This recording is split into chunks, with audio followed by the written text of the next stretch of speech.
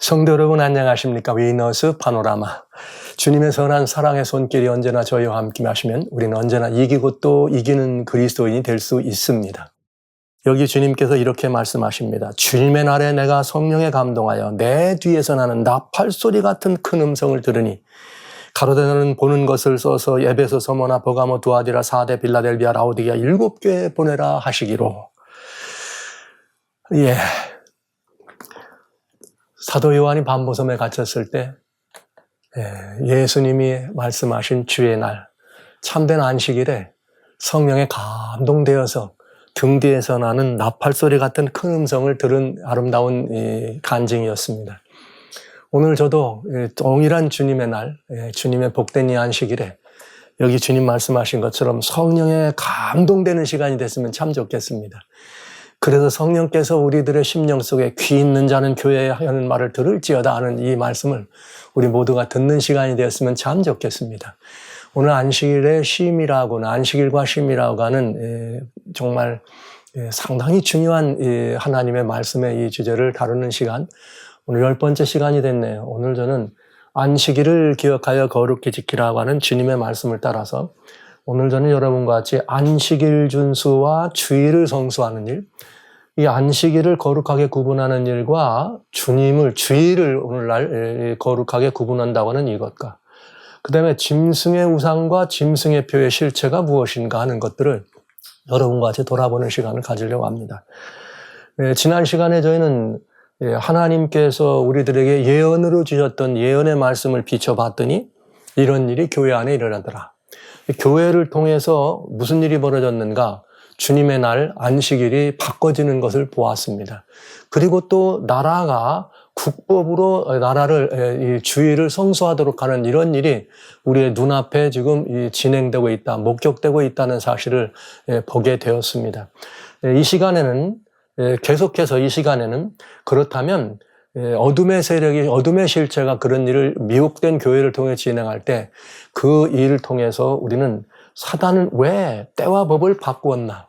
지난 시간에 말씀드린 것처럼 사단은 때와 법을 바꾸고 이것이 신약에 들어와서 계시록 13장에는 짐승의 우상과 짐승의 표라고 하는 말로 또 이렇게 이 하나님의 백성들을 유린하는 장면을 보았습니다.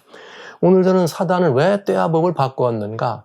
이거와 아주 밀접한 관계가 있는 많은 그리스도인들이 항상 대대적인 관심의 주제가 되어 있는 요한계시록의 한 중심 주제, 짐승의 우상과 그 실체의 표에 대해서, 그 실체에 대해서 살펴보는 시간 갖게 되겠습니다. 계속 말씀드렸습니다만 바벨론의 태양 숭배일인 일요일이 주님의 부활을 기념한다는 명분으로 교회 안에 들어왔습니다. 그리고 예언에 따라 봤더니, 예언을 살펴봤더니 사단에 미혹된 교회 지도자들이 교회의 이름으로 하나님의 때와 법을 바꾸는 일이 있었던 걸 보았습니다. 자, 그렇게 미혹된 교회가 결국은 뭘 한 거냐? 스스로 사단에게 뭘 양보한 거예요? 하나님의 보좌를 양도한 것이 된 것이죠. 왜냐하면 교회는 그 기초와 터가 예수 그리스도요. 또 교회는 예수님이 참된 머리인데 결국은 이 사단에게 그 보좌를 양도한 것이 됐던 것이죠. 이 시간에 여러분과 함께 성경이 예언된 그 예언들을 보면서 우리는 가져야 될 궁금한 점이 있습니다. 도대체 왜 사단이 이렇게 하는가? 사단이 도대체 왜 이렇게 끝까지 이런 일들을 하는가를 궁금하잖아요. 이걸 따져볼 필요가 있는 거죠. 이걸 살펴본다면 하나님은 왜 때와 법을 바꾸려 하는가? 이 문제를 좀 살펴보는 시간이 되겠습니다. 이미 때와 법을 바꾸는 일은 예언 속에 다니엘 7장에 나오는 작은 뿔을 통해서 이루어진 것을 보았습니다. 교회는 이 작은 뿔에 대해서 무엇이라 말하는가 하면 우리는 작은 뿔을 적그리스도다 이렇게 말합니다. 적그리스도의 세력이다. 이 작은 뿔, 적그리스도의 세력을 통해서 하나님의 때와 법을 바꾸는 시도가 있었다는 것. 그런데 중요한 것은 이 적그리스도의 세력이 어디에서 그런 일을 했느냐는 거죠. 교회에서 했다 이런 거죠. 교회에서. 그래서 교회의 권위로, 이 말은 교회의 권위로 하나님의 말씀이나 하나님의 때와 법을 바꿨다는 말은 교회가 누구보다 높다는 거예요. 하나님보다 높다는 거죠. 교회가 하나님보다 높다면 그것이 무엇이 되느냐? 바로 권위의 상징이 된 주의를 성수하도록 하는 이런 일을 교회가 진행한 것이고, 교회가 만약에 하나님보다 더 높아졌다면 교회는 하나님을 대신하는 자리에 들어가게 되는 거죠. 그렇게 되면 그건 뭐가 되는 거예요? 우상이 되는 거게 되겠습니다. 그러나 교회 자체가 우상이라는 말은 좀 말이 이상하잖아요. 그러나 여러분, 교회의 교권이 하나님의 권위보다 높아지면 그 교권은 바로 우상이 될 수 있다는 사실을 여러분 꼭 기억해 주시기 바랍니다. 그리고 그 권위의 상징으로 뭘 바꿨다? 때를 바꿔서 첫째 날을, 일곱째 날을 안식 후 첫째 날, 안식 후 이 첫째 날인 일요일로 바꾸더라. 그리고 그날을 뭐 하도록 하라? 이제 드디어 종교 회의들을 거쳐가지고 그저 안식일에는 일을 하도록 하고 일요일은 예배일로 정하는, 그러다가 트렌트 회의에서는 완전히 그것이 뭐가 됐다? 하나님의 날로 이렇게 주일을 성수하는 법으로 이렇게 고정되는 것을 보게 됐습니다. 그런데 이 세력은 작은 뿔 세력이었어요. 보신 것처럼. 그런데 이것이 똑같은 세력이었지만 모양이 다른 모습으로 어디에도 등장하더라? 요한계시록에도 등장하더라. 하는 일이 같고 출신이 같고 하는 일이 같고 행사하는 기간이 같더라. 그런데 중요한 것은 작은 뿔은 한때 두때 반때 동안 일할 권세를 받았는데 이 짐승도 역시 한 42달, 즉 3년 반과 42달은 같은 기간이라 42달 일할 권세를 받았지만은 42달이 맞춰지면 무슨 일이 있어요? 머리 하나가 상하여 죽게 되더라. 그런데 머리 하나가 상하여 죽게 되지만은 이 머리 하나가 상하여 죽게 된 짐승이 다시 아주 죽지 않고 살아난다는 것이 어디에 들어있는 거예요? 살아난다는 말이 어디에 들어있는 거예요? 계시록 13장의 이야기가 되겠습니다. 그의 머리 하나가 상하여 죽게 된 것 같더니 그 다음에 살아납니다. 그랬더니 용이 자기의 능력과 보좌와 권세를 그 짐승에게 주었더라. 이런 말을 하게 된 거죠. 그러면 중세가 마치면서 세력을 어떻게 된 거예요? 잃었습니다. 그러나 죽게 된 것 같다는 말은 중세가 마치면서 세력을 잃었다는 뜻인데 그 세력은 다시 어떻게 된다? 살아난다. 왜냐? 성경은 머리 하나가 상하여 죽게 됐지만 죽게 된 상처가 낫더라 그랬어요. 그런데 이 죽게 된 상처가 낫는데 나중에는 무슨 일이 벌어지는가? 계시록 13장에 나온 두 번째 짐승에게서 땅에 거하는 자들이 이르기를 칼에 상하였다 살아난 짐승을 위하여 우상을 만들어. 와우!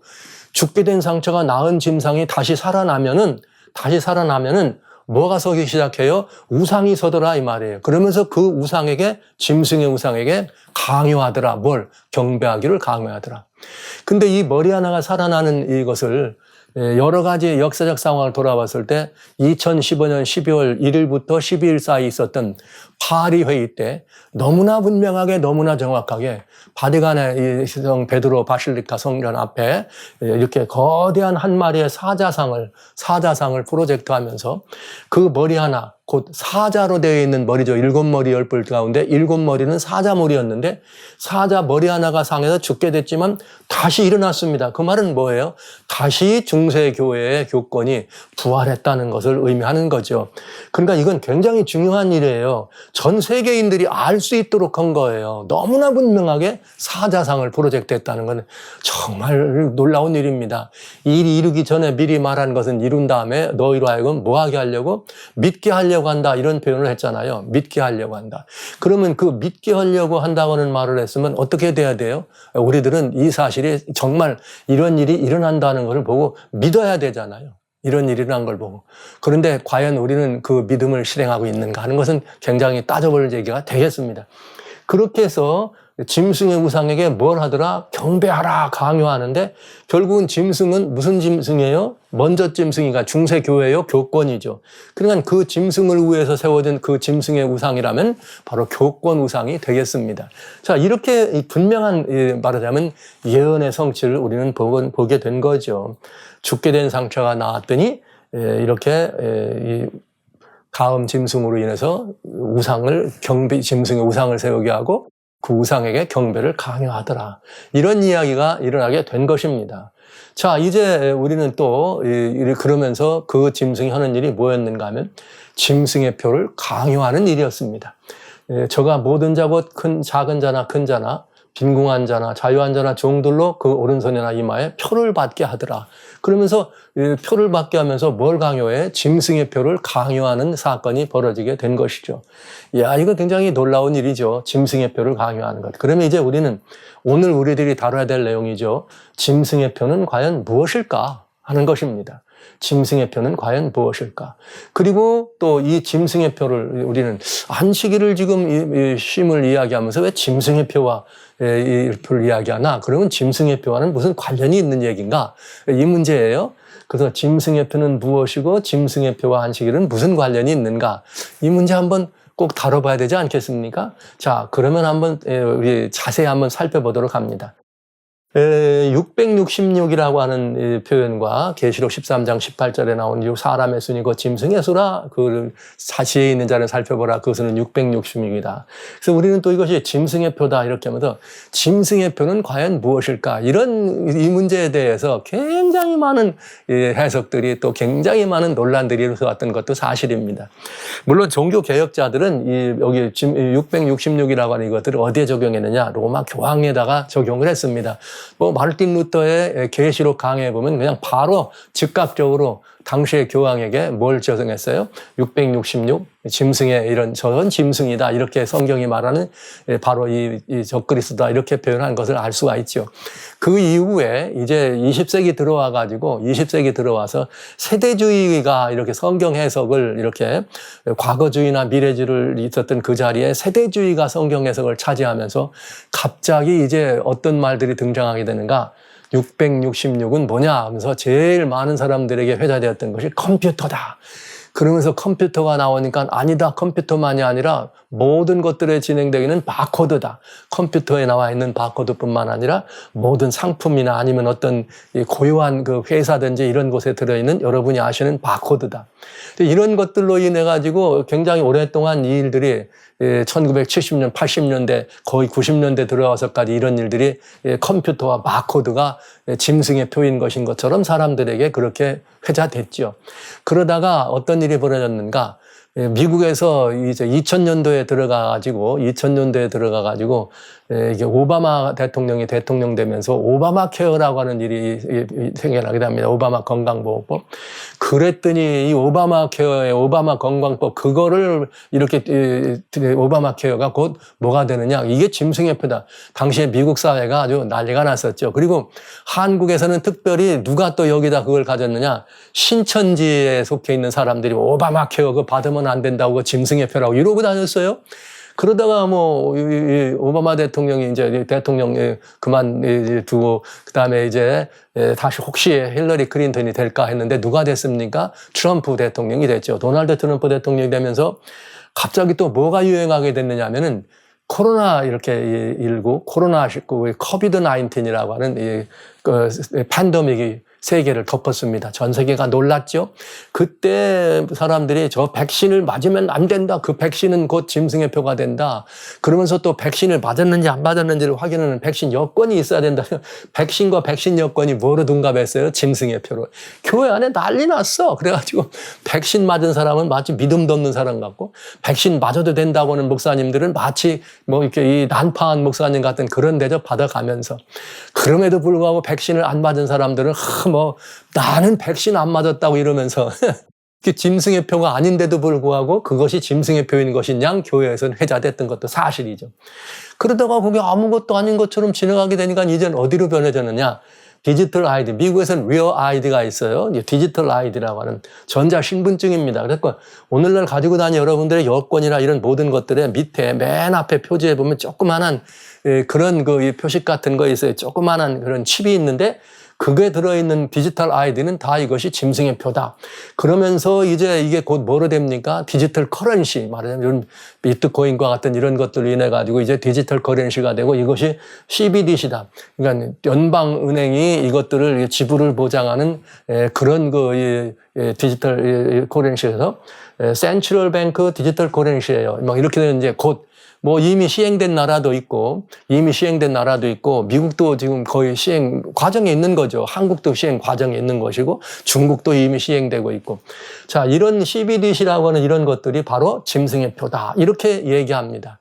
여러분, 그러나 분명히 말씀드릴 건 이것입니다. 그건 뭐냐. 그때마다 짐승의 표가 변한다는 거는 짐승의 표가 무언지를 안다 모른다. 잘 모른다는 얘기예요. 왜 그럴까요? 짐승의 표라 그랬잖아요. 짐승의 표. 근데 그 짐승이 뭘 의미해요? 그 짐승이 계시록 13장에 나오잖아요. 앞에 나온 짐승, 두 짐승 중에 먼저 짐승. 그럼 짐승의 표는 먼저 짐승과 해당이 되는 거라야 되잖아요. 먼저 짐승하고 함께 뭐가 맞아야 되는 거잖아요. 그런데 먼저 짐승이 말이야 되살아나는데 그게 뭐 먼저 짐승을 위하여 이렇게 우상을 세운다 그러면 그게 바로 교권 우상이 서는 거다. 이게 나오는 것처럼 그럼 짐승의 표도 똑같이 그거와 같이 가야 될 거 아닙니까? 그런데 짐승의 표는 늘 다른 걸로 가죠. 왜 그래요? 누구의 전술입니까? 그건 사단의 작전이죠. 그렇게 해서 짐승의 표에 대해서 바로 알지 못하도록 하는 것이죠. 또 그러면서 또 하나는 뭐예요? 그러면서 하나님 백성들이 그걸로 인해서 자꾸 분열되게 하는 거죠. 이런 것들이 다 뭘 의미해요? 짐승의 이런 이 표를 강요하는 사단의 전술이요, 작전이라고 하는 것이죠. 이것들은 굉장히 이제 우리 그리스도인들에게는 생각하고 많이 생각해 봐야 될 의미가 있다는 것입니다. 이게 다시 말씀드려요. 계속 짐승의 표가 뭔지 이게 바꿔진다는 말은 그게 뭔지를 모른다는 거예요. 근데 답은 여기에 있는데 짐승이라는 말에 들었는데 그러면은 이제 우리는 이걸 한번 돌아봐야 되겠죠. 사단은 왜 짐승의 표를 강요할까? 여러분 사단은 왜 짐승의 표를 강요할까? 그리고 오늘 우리가 나누는 안식일 이야기와 도대체 무슨 관련이 있는가? 이것들을 한번 따져보자 이 말이에요. 한번 살펴보자 이 말이에요. 그래서 사단은 왜 이런 일을 강요할까? 이거 봐야 되지 않겠어요? 맨날 지금까지 그냥 엉뚱한 거 뭐만 나오기만 하면 이제 짐승의 표다, 짐승의 표다. 앞으로는 또 뭐가 나올런지. 이제 또 이번에 다시 또 뭐 팬데믹이 뭐 어쩌고저쩌고 뭐 이렇게 계속 나오면 또 백신 또 나올 거예요. 뭐 이렇게. 뭐 그러고 뭐 CBDC가 나와가지고 이제는 뭐 이게 뭐 짐승의 표니 별세리 또 나오게 돼 있습니다. 근데 여러분 이렇게 될 때 이건 뭐예요? 미혹이다. 미리 말씀드리면서. 다시 말씀드립니다. 사단은 왜 짐승의 표를 강요하는가? 이런 문제들을 한번 돌아볼 필요가 있는 것이죠. 그러면 제가 짐승의 표에서 갑자기 왜 사단으로 넘어갔느냐? 이미 계시록 다니엘 7장과 계시록 13장에 나오는 이 짐승들은 누가 그 뒷배예요? 알고 봤더니 용이 권세를 주더라 그랬잖아요. 용은 사단을 의미하는데 용이 권세를 주더라 그랬으니까 어떻게 되는 거예요? 그것이 사단의 짐승이 이게 다 용의 권세를 받아서 짐승에 이렇게 그렇게 이해했으면 누가 그런 일을 진행한 겁니까? 사단이 진행한 게 되는 것이겠죠. 그래서 한번 우리는 사단의 정체 다 아셔. 이미 여러분 별미환계시록에서 다 사단의 정체 계시록 12장을 통해서 봤으니까 다 아시는 거예요. 그러나 여기 이것이 안식일과 무슨 관련이 있는지를 보기 위해서 또 봅니다. 하늘에 이적이 있는데 계시록 12장 3절 4절 보라 한 붉은 용이 있더라. 이 머리가 7이요 뿔이 10이라. 이렇게 돼 있어요. 그러면서 하늘별 3분의 1 끌어 땅에 준다. 그러니까 사단이 누구였느냐? 별은 천사들을 의미한다. 사자들을. 하늘에 있는 천사 3분의 1을 어떻게 한 거예요? 사단이 자기의 휘하로 끌어다가 이 땅으로 내려보낸 거죠. 사단이. 자, 이런 모습을 우리는 보게 됩니다. 근데 이 사단은 누구냐? 정체가 분명합니다. 이 사단은 이름이 뭐냐면 사단이라고도 하는데 온 천하를 꿰는 자입니다. 그의 이름은 뭐냐? 용이라고도 하고 내어 쫓겼는데 여기 말한 붉은 용이 누구냐면 용인데 얘 뺀 곳 마귀라고도 하고 사단이라고도 한다. 그러니까 여기 나와 있는 용은 사단을 말하는 것이었어요.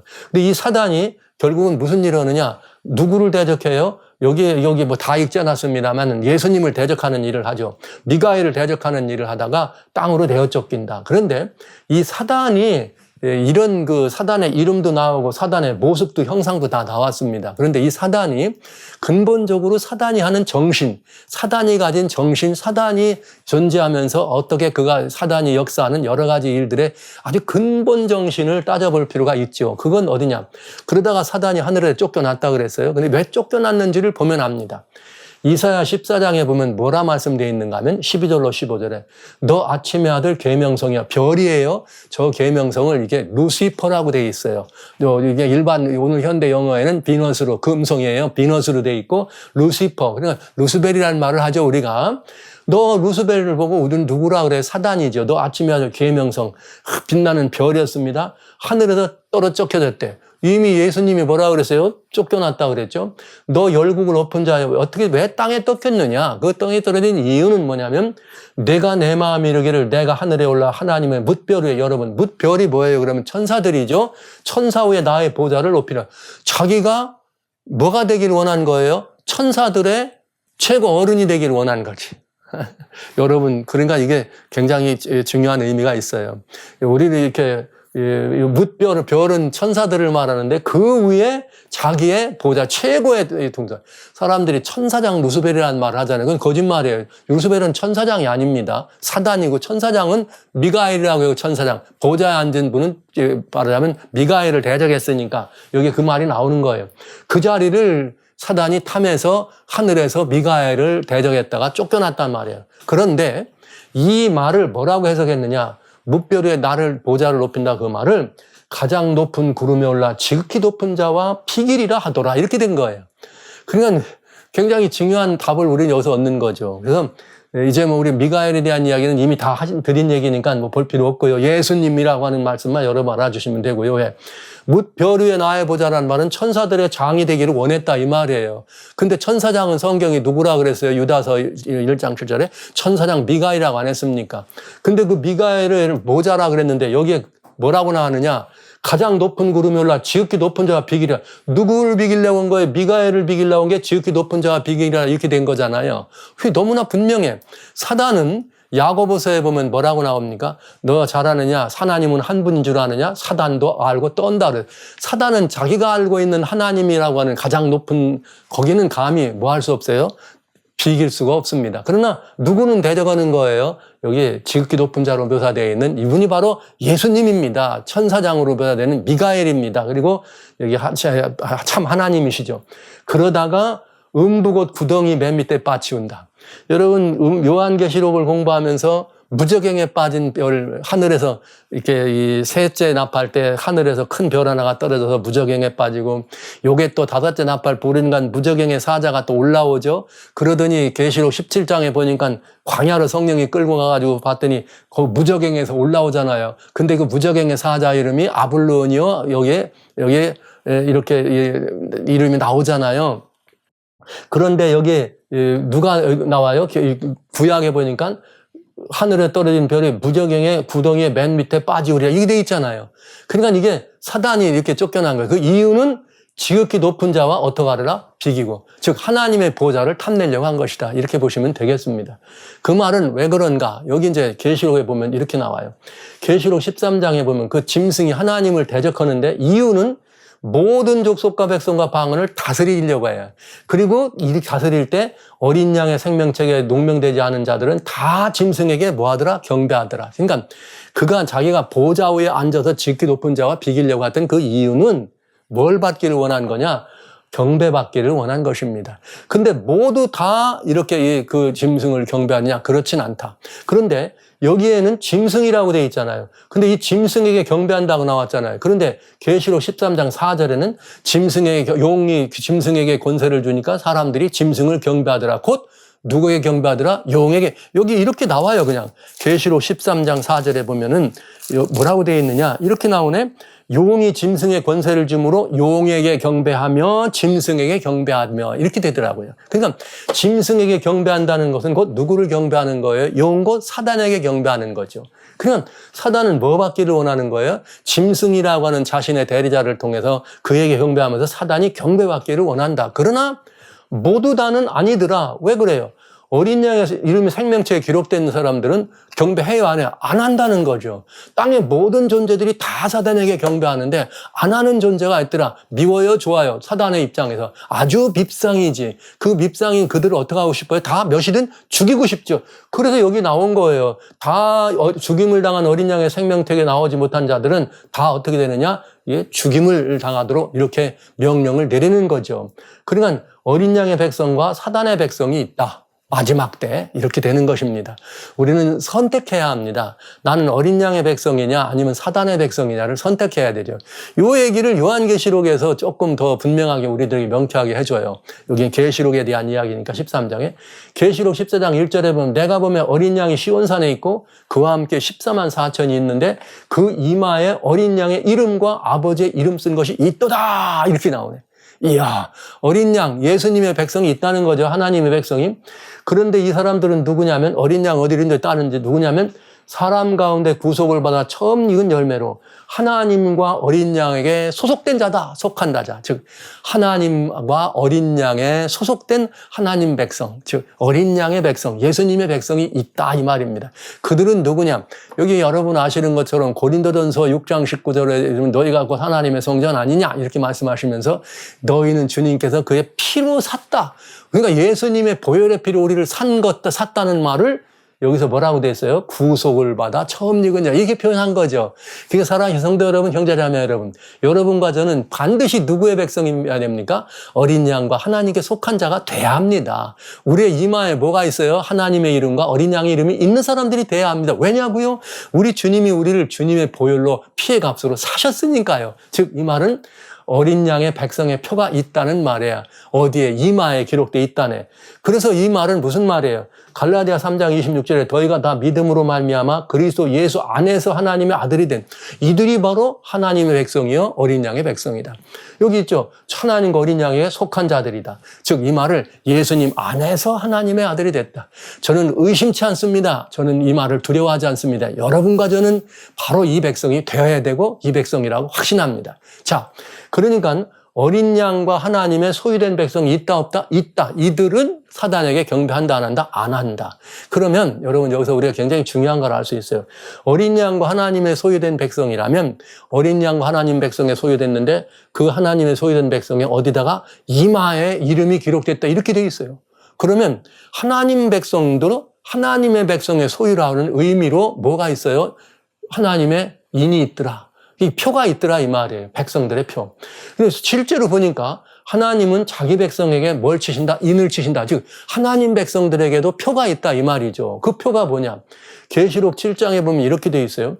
또 보면 다른 천사가 살아계신 하나님의 인을 가지고 해돋는 데로부터 와서 땅과 바다를 해롭게 할 권세를 얻은 네 천사를 향하여 큰 소리를 외쳐가로되 우리가 하나님의 종들의 이마에 인치기까지 와우 나오네. 하나님의 종들의 이마에 뭐치기까지? 인치기까지 땅이나 바다나 나무나 해하지 말라. 여기 4절에 인 맞은 자의 수를 들으니 14만 이렇게 돼 있어요. 4천이라. 자, 그러니까 하나님의 백성들, 하나님의 보혈로 구속을 주님의 예수 그리스도의 보혈의 공로를 의지해서 피로 사신 백성 여러분과 저는 반드시 누가 되는 거예요? 하나님 백성이에요. 14만 4천이 누구냐? 따질 거 없어요. 그냥 예수님 안에서 보혈의 공로를 의지해서 예수님의 은혜로 말미암아 하나님의 아들, 딸이 된 분들은 다 14만 4천인 것입니다. 그들은 성경에 하나님의 종들이고 이마에 인쳤다 이렇게 성경은 말하는 것입니다. 놀라운 얘기 아닙니까 여러분? 이렇게 해서 이게 뭐예요? 우리는 하나님의 소유된 백성이라고 하는 뭐예요? 표시입니다. 언제부터 이런 일이 있었느냐? 이게 또 따져봐야 되잖아요. 언제부터 이런 일이 있었는가? 있죠. 보시죠. 디모데후서 2장 19절에 보면 이렇게 돼 있네요. 그러나 하나님의 견고한 터는 섰으니 언제 섰습니까? 예수님께서 내가 내 터, 내가 이 반석 위에 뭘 세운다? 내 교회를 세우리니 주님 말씀하셨잖아요. 인침이 있어. 와우. 하나님의 견고한 터는 섰으며 인침이 있어 일렀으되 주께서 자기 백성을 아신다 하더라. 이 터는 무슨 터예요? 이 집은 곧 하나님의 집이라 이렇게 말씀하셨잖아요. 이 집은 하나님의 집입니다. 하나님의 집은 하나님의 교회는 하나님의 집입니다. 누가 세웠어요? 예수 그리스도의 보혈의 공로에 그 뒷판에서 세워진 집 아닙니까? 그런데 왜 인을 쳤느냐? 하나님 백성들의 인 쳤느냐? 주께서 자기 백성을 아신다며, 즉 하나님께서도 하나님의 백성을 아신다고 해서 예수님의 십자가 이후에 보혈의 공로를 의지해서 주님의 부활하심을 본 이후에 어떻게 된 거예요? 하나님 백성들도 뭐 하신다? 인을 친다. 이렇게 돼 있어요. 놀라운 일이죠. 이 인치는 일이 요한계시록 이때까지 계속 지속되고 있었다 이 말이에요. 어떤 이들은 요한계시록 7장을 야 이제부터 인치기 시작한다 이렇게 하면서 14만 4천을 아주 독특한 자기들로 가져가려고 하는 그런 그 욕심이 있죠. 근데 여기 이 말은 이때부터 인치기 시작했다는 것이 아니고 여기 나와 있는 인치미소 일렀을 때 견고한 터, 예수 그리스도께서 주님의 교회를 세우신 이후로 그때부터 하나님은 자기 백성을 아신다 하여 인침을 시작했다 이 말이에요. 그러면서 여기까지 어떻게 됐다? 드디어 마지막 때 여기까지 와서 하나님의 종들의 이마에 마지막 파이널까지 인을 치더라. 이 말씀을 하신 것입니다. 자, 그러면 예수님의 십자가에서 우리가 새로 이제 주님의 교회 성도들을, 하나님 백성들을, 자기 백성들을 아신다, 소유라 그래, 인을 치신다 그랬어요. 표를 한다고. 그러면 이 사람들이 어떻게 하나님 백성인지 아느냐? 성경은 답이 있어요. 뭐라고 되어 있는가? 언제 인을 받게 되냐? 이거 따져보는 거죠. 아주 중요하잖아요. 여러분이 인을 받았으면 여러분 인 받은 사람인가 아닌가 생각해 봐야 되잖아요. 나는 언제 인 받았나? 자, 에베소 1장 14, 15절에 그 안에서 너희도 진리의 말씀 곧 너희의 구원의 복음을 듣고, 와우. 여러분, 진리의 말씀, 구원의 복음이 뭐예요? 요거 그냥 쉽게 말하면 로마서 10장에 보면은 9절로 10절에 그런 말씀이 있잖아요. 누구든지 예수님께서 우리를 위하여 돌아가신 다음에 다시 부활하셨어요. 이 사실을 믿음으로 영접하면 마음으로 믿어 의에 이르고 입으로 구원하여 구원에 들어간다 됐잖아요. 이 안에서 너희도 진리의 말씀 곧 너희의 구원의 복음이야. 주님이 오셔서 우리의 죄의 값을 치르시고 다시 죽으실 뿐만 아니라 부활하신 이는 누구시니? 그리스도시니. 죽으실 뿐 아니라 부활하신 이는 그리스도시니. 그래서 우리를 의롭다 하기 위하여 주님은 어떻게 하셨다? 부활하셨어요. 그래서 이 복음을 우리가 영접하고 그 안에서 예수님 안에서 영접하고 믿어서 약속의 성령으로 뭐 받는다? 인침을 받는다. 와우. 이렇게 돼 있어요. 그러니까 여러분 언제 우리가 인을 받느냐면은 여러분 말씀 드신 것처럼 예수 그리스도 생명의 복음을 영접하고 나는 이 말씀을 영접하고 믿음으로 영접해서 그 주님을 구속의 주인이신 예수님을 영접해 드리면 하나님의 누가 되는 거예요? 아들이 되는 권세를 받았느니라 이렇게 말씀하셨잖아요. 예수님이. 그것처럼 이렇게 약속의 성령으로 인을 받는다, 인침을 받는다 이렇게 돼 있어요. 왜 성령으로 인침을 받느냐? 성령으로 고린도서 1장 22절 보증을 위해서 우리의 뭘 보증하신 거예요? 우리의 구원을 보증하신 것입니다. 이때 성령으로 인치실 때 그냥 성령으로만 주신 것이 아니라 우리의 심령 속에 육의 신비에다 뭘 기록했느냐? 하나님은 그때 우리의 마음에 뭘 기록했느냐?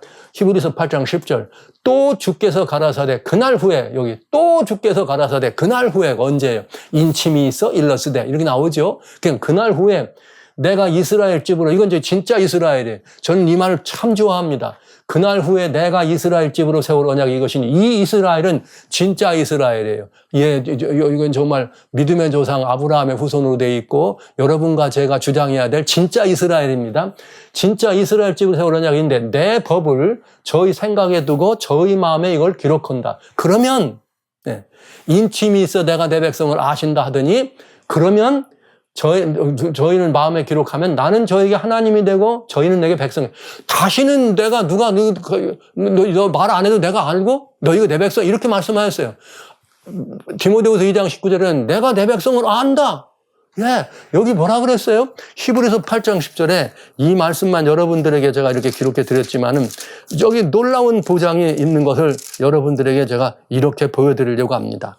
자, 여기 주님께서 새로운 언약을 이렇게 들어주는데 이렇게 되어 있어요. 하나님이 되고 너는 내게 백성이 된다. 이렇게 된다 하면서 이렇게 11절에 또 각각 자기 나라 사람과 각각 자기 형제를 가르쳐 이르기를 주를 알라 하지 아니할 것은 저희가 작은 자로 큰 자까지 다 나를 알미라 이렇게 되어 있어요. 왜요? 다 안다고. 왜? 하나님으로 왜? 우리의 마음속에 하나님의 법을 새겼으니까 이렇게 된 거예요. 여러분, 근데 이게 재밌어요. 이 짐승이 표를 강요할 때 이마에나 오른손에다 이렇게 한다 그랬죠. 근데 성경에는 이스라엘 사람들에게 옛날 구약 당시에 이스라엘 사람들에게 이렇게 얘기해서 그 말의 의미를 하나님의 마음에 기록한다는 말을 구약 이스라엘 사람들은 어떻게 이해되느냐. 신명기 11장 18절 그러므로 너희는 나의 이 말이 하나님의 법입니다. 너희 마음과 뜻에 두라. 그랬죠. 마음과 뜻에 두고 그것으로 너희 손목에 매어 기호를 삼고 미간에 붙여 표를 삼고 와우 맞아요? 하나님이 우리의 손목에다 우리의 미간에다 표를 삼아서 미간에 붙여 뭘 삼으라? 표를 삼으라. 뭐를? 하나님의 법을. 이 구약 당시 그랬어요. 그러면 신약은 어떻게 됐어요? 이거를 마음의 판에 마음에 우리의 심령에다가 어떻게 한다? 이것을 생각과 기록한다. 그랬더니 계시록 14장에 뭐라고 되어 있으니까 이마에 아버지의 이름과 어린 양의 이름이 기록 이렇게 된 거 아닙니까? 요거를 사단이 보고 흉내내 가지고 뭐 한 거예요? 이마에나 오른손에다 표를 이렇게 말을 한 것입니다. 그 말은 곧 마음속에다가 하나님의 뭘 기록한다는 거예요? 법을 기록한다는 이 말에서 그걸 훔쳐간 거죠. 예, 이것이 사단의 정신입니다. 자, 그러면 분명해졌죠? 하나님의 소유도 있다. 그리고 하나님은 당신의 법으로 하나님의 소유된 백성들에게 인을 치더라. 그러면 사단도 뭐가 필요해요? 자기의 인을 쳐야 될 거 아닙니까? 그죠? 그래서 여기 이렇게 된 것이에요. 이게 이제 때와 법을 바꾼 두 가지 이유가 있습니다. 그 두 가지 이유는 뭐냐? 하나님을 대적할 사단에게 계획이 있는데 그 계획은 뭐예요? 가장 높은 구름에 올라 지극히 높은 자와 비긴다는 거죠. 그 말은 뭐예요? 어떻게 비길 수가 있느냐? 하나님은 하나님의 법으로 소유의 인을 삼았으면 내 백성이다. 그럼 사단도 자신의 법으로 뭘 삼고 싶어요? 자기가 소유한 백성이란 인을 만들고 싶죠. 그러면 사단도 뭐가 필요해요? 자신의 법이 필요해요. 자신의 법이. 사단도. 그러면 이 법을 어디다 기록하면 돼요? 사람들의 마음과 생각에 기록하면 되는 거죠. 그 마음과 생각에다 기록했다는 그런 의미로 이마에나 오른손에 표를 받는다. 이 말 하는 거 아닙니까, 여러분? 이제 여러분이 거의 답을 얻어가시는 거예요. 사단도 자신의 법이 필요하다. 그럼 사단이 무슨 법을 만들 수 있어요? 사단이 법이 있습니까? 사단은 피조물인데 사단이 법을 만들 수 있어요? 없죠. 그래서 사단이 자기의 법을 만들기 위해서 다니엘 7장 25절에 어떻게 한 거예요? 이 짐승에 있는 이 땅에 있는 사단의 대리자 짐승들을 통해서 하나님의 때와 법을 뭐 한 거예요? 변개하고자 할 것이다. 이 말은 곧 사단도 자기의 소유를 주장할 뭘 만들자는 거예요? 법을 만들다는 이런 이야기인 것입니다. 굉장히 분명하고 너무나 그냥 단순한 이치로도 논리적으로도 그냥 이건 그 정도 깊이도 안 되냐. 상식적으로도 분명해. 왜? 하나님은 하나님 백성들의 이마에다 표를 쳤다. 그거는 무슨 말이다? 하나님의 백성들의 마음과 생각에다 하나님의 법을 기록했다. 그러면 사단도 자기의 소유된 백성들에게 어떻게 돼? 인을 쳐야 되지 않겠어요? 왜냐하면 하나님 어린 양의 생명책 이름이 기록된 자는 경배를 안 하니까. 그렇지 않은 사람은 다 자기 백성이니까. 내 백성이란 표를 하려면 사단도 뭐가 필요해? 법이 필요하죠. 사단은 피조물입니다. 그래서 자기가 무슨 법이 있어요? 할 수 있다면 하나님의 최고의 법을 어떻게 하면 돼요? 바꾸면 되죠. 그래야 뭐가 되는 거예요? 자신이 더 높은 존재가 되는 거죠. 바로 그런 의미예요. 하나님을 대적하기 위해서. 변개된 법이란 말은 사단의 소유의 인을 말하는 것이죠. 왜? 사단은 하나님의 법을 바꿔서 자기의 소유의 인을 만들고 싶은 거죠. 그래야 누구보다 높은 사람이에요. 높은 존재예요. 가장 높은 구름에 올라 지극히 높은 자와 비기리라. 가장 높은 구름에 올라 하나님과 자기를 비기려고 하는데 오히려 하나님 만든 법을 자기가 바꾸면 누가 더 높은 것이 되는 거예요? 자기가 더 높은 존재가 되는 것이죠. 이게 바로 사단인 때와 법을 바꾸는 의미입니다. 그런데 이제 그렇게 해서 법을 바꾸는 것이 사단의 일인데 그 가운데 사단의 법을 바꿔야 되는데 그 가운데 하나님의 십계명인데 그 십계명 가운데 가장 사단이 증오하는 날이 있어요. 그게 무슨 날이냐? 제만이라고 하는 날이죠. 즉 안식일입니다. 이게 이제 증오하는 날, 때와 법을 바꾼다고 할 때 그 때가 왜냐? 출애굽 20장 8절로 보면은 뭐가 나오냐? 하나님의 법 가운데 넷째 계명인 십계명 중에 넷째 계명은 안식일을 기억하여 거룩히 지켜라. 제7일은 너희 하나님 여호와의 안식일이다. 그러니까 이날은 어떻게 된 거예요? 안식일을 지키면 여호와의 하나님의 안식일이라는 것을 뭐 하는 거예요? 고백하는 것이고 그다음에 왜냐하면 엿새 동안에 하늘과 땅과 바다와 그 가운데 모든 것을 만들고 쉬었다. 그러므로 나 여호와가 안식일을 복되게 거룩하게 했다. 그러니까 이 안식일을 구분하면은 거기에 뭐가 들었어요? 참된 경배의 대상이 여호와 하나님이라. 그 다음에 경배 근거는 뭐예요? 왜 경배? 그분은 만물의 창조주, 만물의 소유주니까.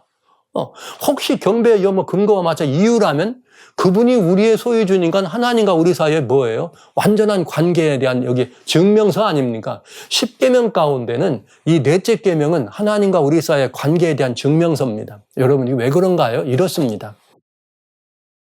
어떤 이 우상도 혹은 어떤 다른 이렇게 거짓신도 10계명을 만들 수 있습니다. 어떻게 만드냐? 너 나 외에 다른 신 섬기지 마. 할 수 있어요. 너 나 외에 다른 어떤 형상 같은 거 만들지 마. 얼마든지 할 수 있어요. 너 내 이름 함부로 부르지 마. 얼마든지 할 수 있어요. 그 다음에 네 번째, 여기 문제가 되네. 우선 다섯 번째 넘어가죠. 내 부모 공경. 그 다음에 이렇게 살인 말어, 너 간음 말어, 도적질하지 마, 거짓말하지 마, 탐내지 마. 할 수 있어요? 얼마든지 할 수 있어요. 그런데 아주 중요한 게 있어요. 그런데 네 번째 계명은 너 안식일을 지켜라. 이 말은 할 수가 없어. 왜냐? 안식일을 구분하는 순간 사단은 뭐가 되지 못해요? 하나님이 되지 못해요. 사단은 하나님이 될 수 없어요. 왜? 안식일이 존재하는 한 사단도 뭐가 되는 거예요? 피조물이니까. 하나님의 소유물이 되기 때문에 그렇습니다. 그러니까 이 법은 대단히 중요한 법이에요. 어떤 누구도 십계명을 말할 수 있습니다. 그때 우리는 물어봐야죠. 이렇게. 왜 당신 외에는 다른 신을 섬기면 안 됩니까? 왜 당신 이름 만부로 거둬면 안 됩니까?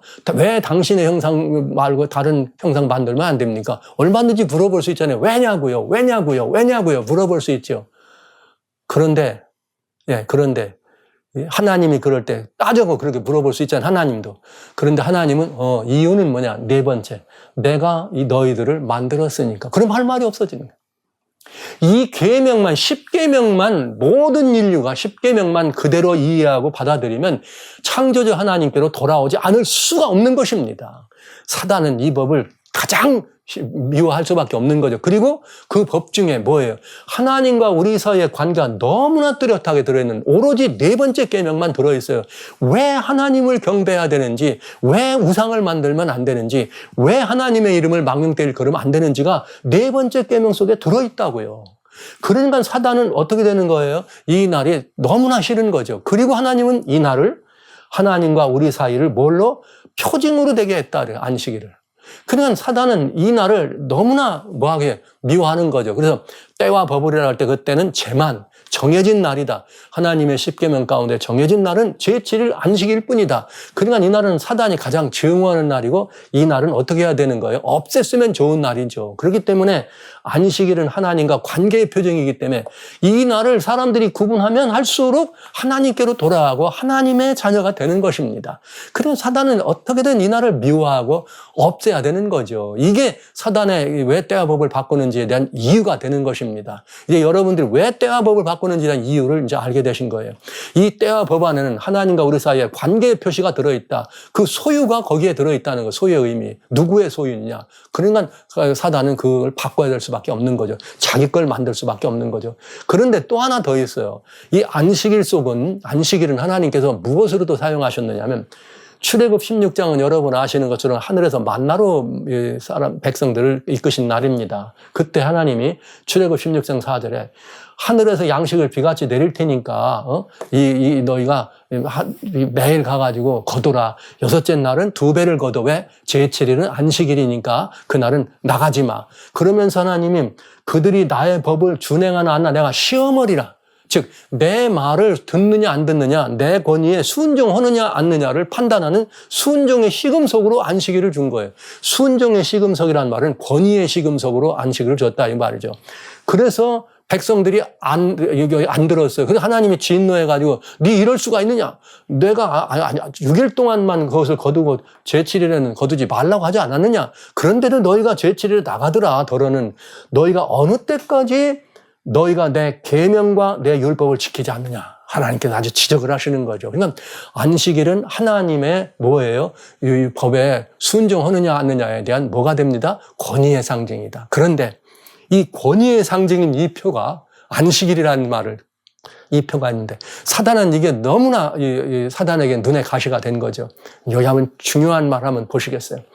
1517년에 마르틴 루터가 비텐부르크 성역에 95개의 반백문을 붙고 종교개혁을 시작합니다.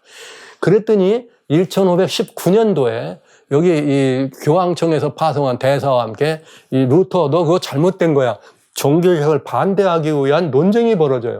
그때 계속 요하니스 에크라고 하는 교황청의 대사가 나와서 같이 라이프치히라고 하는 곳에서 1519년 2년 뒤에 굉장히 유명한 라이프치히 논쟁이 벌어집니다. 그때 이 논쟁에서 이루어지는 일 가운데 정말 중요한 표현이 있으면 보시죠. 에크라고 하는 그 교황청 대사가 교회는 성경과 상관없이 잘 들으세요. 그 자체의 권위를 즉 교회의 권위로 안식일 준수를 일요일로 변경했다. 이 사실은 성경보다 교회의 권위가 우월함을 보여주는 것이 아니고 뭐냐 이 말을 한 거예요. 이게 무슨 말이냐면 교회의 권위는 하나님이 준 거다. 특별히 이 교황권은 최고의 권세로 하나님께로부터 받았다. 이랬더니 루터가 아니라겠거든요. 그랬더니 레크가 한 말 이거예요. 왜 아니냐? 안식일도 바꾸는 걸 보면 우리 교회가 성경보다 더 높다는 것을 보여주는 거 아니냐 이거예요. 그랬더니 루터가 아니다. 그건 아니다. 그랬더니 에크가 다시 무슨 소리? 또 아니라고 했더니 다시 또 얘기하는 거예요. 성경은 안식일을 기억하여 거룩히 지키라. 엿새 동안은 힘써 내 모든 일을 할 것이나 제7일은 너희 하나님 여호와의 안식일이라고 하였다. 즉 안식일은 여호와의 날을 하겠다. 그렇지만 교회는 그 자신의 권위로 그 안식일을 성경과는 상관없이 주의 첫날로 와우. 여기 지금 안식일을 일요일로 변경시켰다고 나와죠. 썬데이로. 이번에는 첫날로 바꿨다고 나와. 뭘로? 교회의 권위로. 그러니까 성경과는 상관없이 옮겼단 말은 지금 여러분 말하는 주의 날 혹은 첫째 날은 일요일 첫째 날은 성경하고는 무관한 것이라는 거죠. 그리고 하나님과 교회가 권한이 더 높기 때문에. 그런데 루터가 또 그럴 수 없다 했더니 또 여러분들에게 여러 번 보여줬어요. 에크가 말하기를 안식일은 하나님에 의해 명령됐다 여러 번. 그리고 복음서만 아니라 끝나잖아. 그래도 교회는 성경과는 상관없이 자신의 권위로 사도들을 통해 주의 날을 설정했다. 일요일로 바꿨다. 안식일을 일요일로 바꿨다. 두 번째 첫째 날로 바꿨다. 세 번째 주의 날을 설정했다. 세 번이나 반복하며 뭐로? 교회의 권위로. 그러니까 여기서 말하는 날을 바꾼 것은 하나님의 권위보다 성경보다 우위에 있는 누가 더 높다? 교회가 더 높다는 거죠. 미혹된 교회가 하나님의 권위보다 높기 때문에 하나님의 날도 바꿀 수가 있다. 특별히 성경 중에 성경 아닙니까? 십계명은 하나님이 친수 기록한 그 안에서 하나님이 정말 매우 중요한 네 번째 계명을 어떻게 한 거예요? 하나님보다 높은 권위가 있다고 하는 교회가 바꿨다는 거죠. 이거는 안식일 변건은 뭘 말하느냐? 사단이 최고 권위가 있다는, 이것은 내가 최고권이라는 것에 대한 상징이에요. 여러분 굉장히 무서운 이야기입니다. 사단이 자기가 하나님보다 높다고 하는 것에 대한 권위의 표로 뭘 바꿨다는 거예요? 안식일을 바꿨다는 거예요. 일요일로, 첫째 날로, 주의 날로. 예. 너무나 분명하게 이렇게 이 종교 개혁을 반대한 사람들의 입장에서 교황권에서 파송한 대사가 그렇게 표현한 것입니다. 오늘날 개신교회는 종교개혁 이후에 탄생한 것 아닙니까? 그러면 루터의 정신을 이어받은 것이 개신교 아닙니까? 그런데 이 개신교회가 어떻게 하고 있어요? 이 정신을 잃어버린 거지. 루터는 이 개혁에 그럴 수는 없다. 그럴 수는 없다. 어떻게 이 교회가 하나님의 권위보다 이건 있을 수 없다. 그건 아니다. 이렇게 얘기한 거죠. 그러니까 여러분 이게 뭐예요? 주의 날은, 여기 나온 주의 날은 곧 누가 주인이 된 날이에요? 하나님의 권위보다 높은 사단이 그렇게 명했으니까 그날은 사실은 누구의 날입니까? 사단이 주가 된 날 아닙니까? 이렇게 이게 그럼 지금 주의 날을 사단의 날이라고 하네. 여러분 이렇게 말씀하시려고 그러죠? 여러분 한번 따져보십시오. 잘 보세요. 하나님보다 높아진 사단, 왜? 교회의 권위가, 자신이 미혹한 교회가 하나님보다 더 높아진 권위를 가지고 하나님의 법을 고쳤습니다. 그렇다면 사단이 곧 하나님보다 높아졌다는 뜻 아닙니까? 그렇다면 무엇 때문에 그 사단이, 하나님보다 높아진 사단이 예수님을 위해서 주의 날을 만듭니까? 여러분은 예수님이 주의 날이라고 하죠.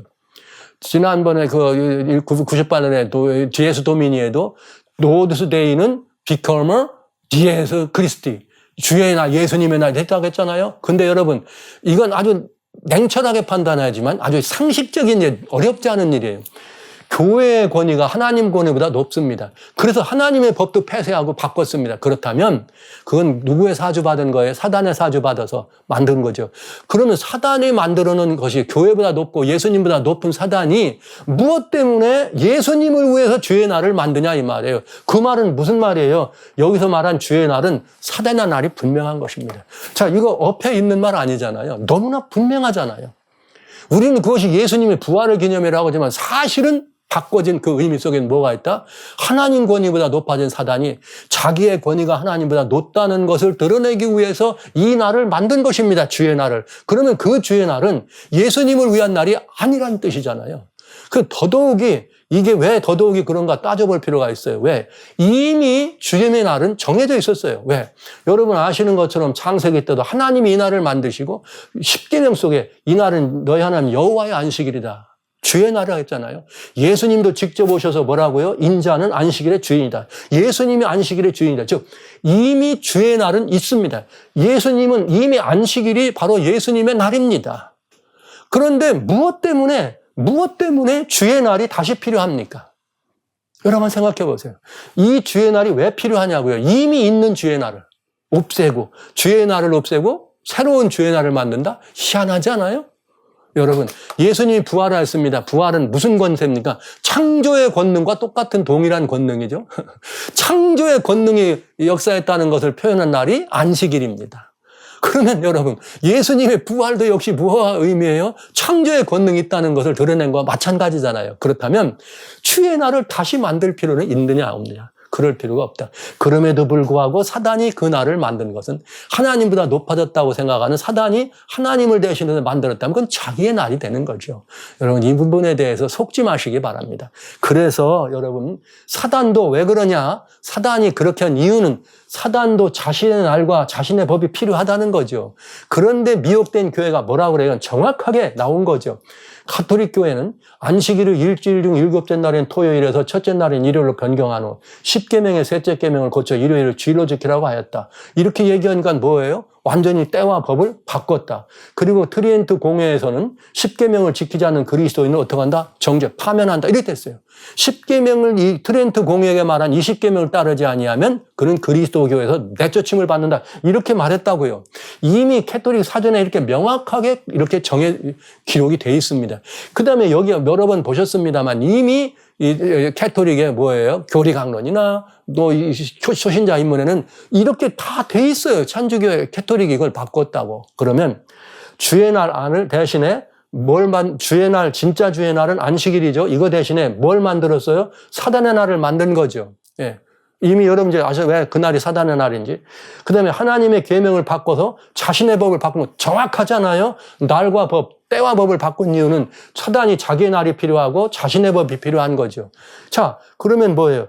교회를 미혹해서 교회가 사단을 위해서 이렇게 법을 전개했으니까 완전히 사단이 교회를 장악한 것이고 교회는 할 말이 없게 된 거죠. 하나님의 교회라고 했는데 머리가 예수님이라고 했는데 머리가 예수님이 아니고 폰티펙스 막스라는 교권을 최고의 머리로 놓고 그 법을 마음대로 했으니까 이건 어떻게 된 겁니까? 사단이 이제 완전히 하나님을 비웃게 된 거죠. 그러니까 이 사실을 일반 사람들이 안다면 이건 정말 다 비웃을 일이 아닙니까? 여러분 무서운 일입니다. 하나님의 십계명은 너무나 분명합니다. 그런데 이것을 사단이 그대로 지키면은 사단은 자기가 설 땅이 없습니다. 왜냐? 첫째, 짐승의 우상 경배를 해야 되는데 짐승의 우상 경배를 하려면은 우상을 만들지 말라는 법이 있으면 돼야 안 돼요. 안 되잖아요. 그 다음에 또 뭐예요? 짐승의 권위에 순종으로 해서 짐승의 날, 즉 사단의 날이 필요한데 안식일을 지키는 일이 있으면 사단의 날이 있습니까? 합니까? 안 되잖아요. 그러면 반드시 이 두 개의 법은 어떻게 돼야 돼요? 바꿔지든지 없어져야 됩니다. 그래서 이것을 바꾼 것이 뭐예요? 여기 사단이 만든 십계명이에요. 이걸 천주교회가 받아들인 거죠. 사실은 천주교회가 아니고 기독교가 가져온 트리엔트 회의니까 개신교회만 이걸 영접지 않은 거죠. 왜요? 그래서 성경에 어린 양의 생명책 이름이 기록되지 않은 사람은 경배하지만 기록된 자들은 않는다고 했잖아요. 그럼 이게 너무 분명하잖아요. 그래서 여기에는 둘째 계명인 우상 경배를 위해서는 우상 계명에 빠진 것이고 그다음에 오히려 올려붙이고 그다음에 짐승의 권위의 순종을 위해서 짐승의 날, 사단의 날을 만들었으니까 어떻게 한 거예요? 용의 날을 만들었으니까 용의 날, 이 주일은 요르스데이라고 하는 이 주일은 사단이 자기의 권위가 하나님보다 높다는 것을 변증하기 위해서 안식일을 바꿔서 일요일로, 안식일을 바꿔서 첫째 날로, 안식일을 바꿔서 주의 날로 바꿨다고 하는 교황청의 대사의 말 속에 완전히 들어있는 것을 여러분 보셨습니다. 그럼 이제 우리는 정말 경악을 금치 못할 일인 거죠. 놀라운 일 아닙니까? 자, 이제 짐승의 표는 너무나 분명해지지 않았어요? 짐승의 표. 이건 뭐예요? 하나님 백성들에게 하나님의 인을 쳐서 내 백성이라 하는데 하나님께서 하나님의 법으로 그 심령에 새겨서 마음과 생각을 기록하니까 사단도 뭐가 필요해요? 자기가 경배받기를 원하는 사단이 자기의 법이 필요해. 자기의 백성들에게 뭐 할 것이 그들에게 심어질 법이 필요해. 근데 사단은 어떻게 하는 거예요? 그 법을 만들어서 오른손이나 이마에 간다. 오른손과 이마란 말은 마음과 생각을 기록한다는 것임을 여러분 꼭 명심해 주시기 바랍니다. 사단의 법을 어떻게 하기를 원하는 거예요? 강요하기를 원하는 거죠. 그래서 뭐예요? 그 사단의 법을 강요하는 사단이 그 법을 강요해서 그 법을 순종하면 너는 내 소유다. 이 말이에요. 그 다음에 뭐예요? 사단의 권위의 표. 너 나에게 순종하고 내 권위에 충성하려면 뭐 하라? 권위의 표가 뭐라 그랬습니까? 자기가 순종하느냐 안 되느냐는 권위의 표를 하나님은 안식이라 그랬고 사단은 뭐예요? 그 권위의 표를 짐승의 표로 얘기한 거죠. 그 다음에 짐승의 우상이 어떻게 되는 거예요? 경배하게 하는 것. 자, 이 모든 것들을 가게 하려면 뭐예요? 주일성수란 거짓말. 사단은 우리는 그걸 주일성수라고 하는 거라서 예수님의 부활을 기념해. 이건 뭐예요? 완전한 거짓말이죠. 속은 거죠. 누가요? 교회가. 하나님의 백성들이 완전히 미혹된 거죠. 그것은 사실은 주일성수라는 말은 거짓말입니다. 자기가 만들어진 권위에 순종하게 하고 자기가 만든 법에 순종하도록 해서 우상에게 경배하기 위해서 사단의 법을 만드는 것이고 그 다음에 자기의 권위에 이렇게 펴서 자기의 권위에 복종시키기 위해서 주일성수라는 거짓말로 뭐 한 거예요? 사단의 날에 예배한 거죠. 그러니까 일요일 첫째 날 주의 날이라고 한 것은 사실은 사단의 날이요 용의 날입니다. 하나님보다 내가 더 높다는 것을 뭐 한 거예요? 거기다 결정적인 것으로 정은 권위의 날인 거죠. 이거는 사단의 굉장히 그냥 무시무시한 거짓말이죠. 그러면서 하나님의 백성들은 하나님이 우리를 어떻게 하잖아요? 강요하거나 강제하지 않습니다. 대신 주님의 사랑이 우리를 어떻게 합니까? 강권하십니다. 그런데 사단은 어떻게 합니까? 나라의 권력으로 이것을 강요하는 것이죠. 이게 짐승의 우상과 교권이라고 하는 짐승 우상. 여러분, 이거 보시죠? 누가 우상에 경배하느냐, 이렇게 말씀하시죠? 우상 보이지 않는 것도 얼마든지 있어요. 사람들은 보이면은 다 우상이라고, 보이지 않는 것도 있어요. 어떤 법에 사람들이 다 따라가면 그 법도 우상될 수 있어요. 짐승의 우상은 말 그대로 짐승, 옛날에 중세 교권이었습니다. 계시록 13장. 그 교권의 우상이란 말은 구원을 주기도 하고 뺏기도 한단 말이죠. 중세는 하나님보다 교회가 위에 있었어요. 그래서 교황 권세를 가지고 죽이기도 하고 살리기도 했어요. 그게 우상이죠. 그 중세 교권이 다시 세워나면 그게 중세 뭐가 되는 거예요? 우상이 되는 거예요. 짐승이 중세 교회 타락한 교회입니다. 그 우상에 경배한다는 말은 교권에 경배한다는 뜻이 되는 것이죠. 그 다음에 짐승이 바꾼 날입니다. 자기가 경배받기 위해서. 성경에 나왔잖아요. 용이 권세를 줬더니 짐승을 경배하며 용에게 경배하며 가로되 누가 짐승과 같으냐 누가 사단과 이렇게 얘기했다 하잖아요. 그러니까 짐승에 경배하는 거고 사단에 경배하는 거다. 그 권위에 순종하기 위해서 주일성수라는 말을 거짓말로 한 거죠. 그러나 오늘날 하나님 백성들이 이 사실을 모르고 속고 있는 거죠. 거짓말에. 사실은 그게 누가 만든 건데 사단이 자기가 경배하기 위해서 만든 날이다. 그러나 중요한 것은 국가 권력으로 이 날이 강조되고 강요되면 이제는 정말 이 날이 사단의 법이 강요되는 것이 되게 되겠습니다. 그러니까 이제 여러분들 오늘 제가 이렇게 이 사실들을 말씀드리는 것은 굉장히 중요한 말씀 드리는 거예요. 정말 죽임을 당한 어린 양의 생명책에 창세후로 농명되지 못하고 이 땅에 사는 자들은 다 짐승에게 경배하리라. 다 사단에게 경배하리라. 다 용에게 경배하리라. 누구든지 귀가 있거든 들을지어다. 저는 이 시간 사랑하는 형제자매 여러분, 성도 여러분, 이 말을 증거하는 제가 누구냐 묻지 마시고 저는 그저 연약한 하나님밖에 모르는 예수님밖에 모르는 그저 주님 좋아서 목사가 된 목사일 뿐입니다. 그래서 여러분들에게 이 마지막 시대를 바라보면서 정말 여러분들에게 제 심령 속에 있는 이 모든 정말 혼신의 힘을 다해서 이 하나님의 복된 날이 이렇게 사단의 수하에 의해서 이렇게 변개되고 이 날 하나님의 정말 너무나 아름다운 날에 우리를 초청하신 하나님의 안식에 우리가 초청받고 들어가야 되는데 이 날을 보지 못하도록 유린된 이것을 바라보면서 여러분에게 귀 있는 자는 들을지어다, 귀 있는 자는 들을지어다 하는 이 말씀을 저는 여러분들이 강조해서 말씀을 드릴 수밖에 없는 것이죠. 그저 이게 이 말씀을 마치면서 참 이상한 일 한 가지 말씀드리려고 합니다. 그건 뭐냐면 이런 거예요. 하나님의 계명을 하나님 교회가 바꾼 일은 참 이상한 일 아닙니까? 네. 그런데 그 교회가 바꿨어요. 가톨릭이. 교회가 바꾼 교회가 우리가 바꿨다고 자랑하고 이거를 세상이 다 알아. 여러분 중등학교 교과서에 봐도요. 이 안식일 변경된 거는 이 가톨릭에서 바꿔졌다고 나옵니다. 그냥 일반 언론사나 신문사에 가보면 다 알아요. 세상이 다 알아요. 이 안식일이 이렇게 가톨릭에서 교권에서 바뀌어졌다는 거. 그런데 기독교만 모른 척하고 덮습니다. 얼마나 이상합니까, 여러분? 다 아는데. 자, 그런데 더 놀라운 건 사단이 바꾼 법을 기독교는 그것을 기독교의 정통으로 삼아서 세상을 미혹한다는 거. 어마어마하게. 이건 그냥 이상한 일이 아니에요. 진짜 이상한 일이죠. 예? 사단이 바꾼 법이 짐승의 표라는 분명한 사실을 기독교가 외면하고 성경을 읽으면 이 사단의 표, 짐승의 표가 뭔지 그냥 금방 나오게 돼 있어요. 오늘 보셨잖아요. 너무 쉽잖아. 이게 무슨 논리적으로 어려운 얘기도 아니고 하나님 백성의 표 안에 하나님의 법이 그래서 필요했네.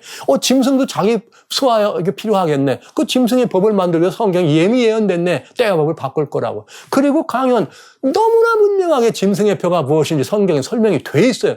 그런데 무슨 뭐 컴퓨터니 바코드니 백신요 이래가면서 교회를 미혹하는 일을 기독교가 외면하고 덮는 건 정말 이상한 일입니다. 자, 일요일은 태양 숭배일을 사단이 자신의 권위의 표지에 정한 날을 주일로 성소하라는 이런 일은 정말 이상한 일 아닙니까? 이미 태양 숭배일이라는 것은 여러분 누누이 말씀드렸어요. 누누이.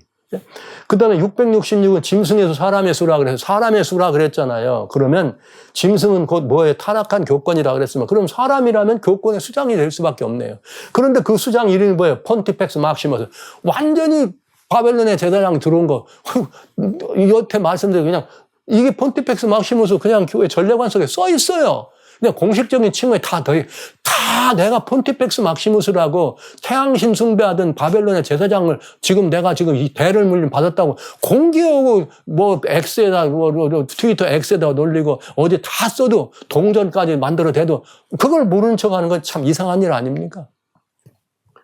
짐승을 경배하는 것은 곧 사단을 경배하는 것입니다. 저는 인류를 위해서 너무나 불행한 일이라는 사실을 여러분들에게 말씀드릴 수밖에 없습니다. 제가 오늘 이 말씀을 여러분들에게 마치면서 1521년 4월 18일 버름스 회의에서 즉 1517년에 마르틴 루터가 종교 개혁을 일으켰습니다. 그랬더니 찰스 5세 신성 로마 제국 황제 찰스 5세가 루터를 버름스 황제로 불렀어요. 여기서 너가 주장하는 거를 그대로 다시 강조해서 리어펌을 하든지 아니면 그냥 포기하고 네가 그거 안 따른다고 둘 중에 하나를 해라. 아주 구체적으로 와라 해라. 그때 당시 교황 레오 10세입니다. 그리고 이때 레오 10세가 파송, 이때 교황청 대사가 또 역시 에크. 지난번에 라이프치 그 대사도 이름이 에크였고 여기에 파송된 버름스회에 파송된 교황청 대사도 에크입니다. 다른 에크예요. 여기 와가지고 마지막으로 루터에게 네가 가지고 있는 교내를 철회하라 그랬어요. 그랬더니 루터가 철회하지 않습니다. 그러니까 교황청 대사가 루터를 파문하는 거예요. 너는 루터를 파문하는 일을 합니다. 뭐라고 파문했느냐? Notorious Heretic이란 말은 사악한 이단이다. 루터를 사악한 이단이라고 파문했습니다. 그래서 신성 로마 제국에서는 그 시민권을 박탈했고요. 완전히 시민권을 박탈하고 교회에서는 이단을 어떻게 해요? 죽이까지 한다고 했잖아요. 이자는 루터는 사형 선고를 받은 것입니다. 그때 루터는 이렇게 말합니다. 1521년 4월 18일 정말 어마어마한 이야기를 했죠. 성경의 증거와 명백한 이성에 비추어 나의 유죄가 증명되지 않은 이상 나를 보고 사악한 이단이라고 했는데 그건 성경이 근거가 아니라는 거예요. 나는 교황과 공회의 권위를 인정하지 않겠어요. 와우! 교권을 인정하지 않겠다고 한 거예요. 예. 그건 하나는 잘못된 것이니까. 이게 루터입니다. 사실 이 둘은 오류를 범했습니다. 교황과 공회예요. 오류를 범했습니다. 또 서로 엇갈린 주장을 해왔습니다. 그러나 내 양심은 하나님의 말씀에 사로잡혀 있습니다. 나는 아무것도 철회할 수 없고 솔라 피데 솔라 스크립추라. 여기서 하나도 나는 철회할 수 없고 그럴 생각도 없습니다. 왜냐하면 양심에 반해서 행동하는 것은 안전하지도 못할 뿐만 아니라 현명한 일도 아니기 때문입니다. 하나님이여 이 몸을 도우소서. 이것이 루터의 버름스회의 마지막 루터의 대답이었습니다. 할렐루야. 너무나 놀라운 이야기죠? 너무나 놀라운 이야기. 이 말은 성경에서 나온 얘기입니다. 성경에 뭐라고 되어 있어요? 용이 여자에게 분노에 돌아가서 여자의 남은 자도 하나님의 계명과 예수의 증거를 가진 자로 더불어 싸우려고 받아보려고 했더라. 솔라 스크립추라, 솔라 피데. 맞습니까? 성도들의 인내가 여기 있나니 저희는 하나님의 계명과 예수 믿음을 지키는 자 아니라 솔라 스크립추라, 솔라 피데. 맞습니까? 루터 여기서 얘기한 거 아니에요? 그러면서 성경에 뭐라 그랬습니까? 내가 장차받을 고난을 두려워 말라. 마귀가 너희 가운데 몇 사람을 오게 던져 시험을 받게 하지만 너희가 10일 동안 환난받는 내가 죽도록 충성하라. 그리하면 내가 생명의 멸류관을 내게 주리라. 와, 할렐루야. 여기에 순종한 것이 루터 아닙니까? 나는 하나님의 말씀에 나는 죽도록 충성합니다. 내게는 생명의 멸류관이 내가 예비된 것을 나는 믿습니다. 하나님이여 나를 도우소서. 저는 이 하나님의 명령을 따라서 정말 이 교회 교권의 한거에서 하나님의 법이 바꿔지고 하나님의 날이 바꿔지는 모든 일들에 대해서 교권을 인정치 아니하고 하나님 안에서 예수 그리스도를 높였던 마르틴 루터, 죽음을 불사하고 그는 대이단으로 정죄됐습니다. 시민권을 박탈당하고 그는 이 사형을 선고받은 거죠. 그럼에도 불구하고 그 앞에서 나는 하나님의 말씀을 처리할 수 없다고 하는 루터의 담대한 고백은 바로 성경이 나와 있는 이렇게 하나님의 계명과 예수의 증거를 가진 사람들의 고백입니다. 그리고 이 고백은 죽도록 충성하라고 하는 하나님의 말씀에 하나님의 명령에 따른 순종의 고백입니다. 사랑하는 형제자매 여러분, 성도 여러분, 저는 안식일에 관한 이야기를 여러 명이 드리면서 이것이 짐승의 우상과 짐승의 표를 경배하게 하고 받게 하는 그 마지막 사건과 어떻게 연결되는지를 오늘 여러분들에게 명백하게 밝혀드렸습니다. 이젠 여러분들이 추워도 의심치 아니하고 정말 이 말씀 앞에 점손이 나오셔서 루터의 바늘과 같이 나는 오로지 진리의 말씀에 순종하겠습니다. 이렇게 주님 앞에 당당히 나오셔서 하나님의 진실된 충성된 증인으로 서기를 참으로 간절히 호소합니다. 여러분 모두를 다 그 자리에 함께 서시도록 우리 보름소회에 있는 루터만을 위한 자리였지만 지금 우리 옆에서 있는 역사적 보름소회, 오늘날 우리 앞에 들어있는 다양한 보름소회 앞에 우리가 당당히 서서 우리는 하나님의 말씀 외에는 내 양심에 허락되는 다른 것들은 저희가 따를 수도 없고 순종할 수 없습니다. 오로지 진리의 말씀만 우리는 순종할 마음이 있습니다. 하나님의 계명과 예수의 증거가 내 안에 있는 사람입니다. 이렇게 고백하면서 담대히 우리의 충성을 고백하는 그런 자리에 여러분과 제가 함께 섰으면 참 좋겠습니다. 여러분 모두를 그 자리에, 여러분 모두가 진심으로 그 자리에 함께 서게 되실 주의 이름으로 축원합니다.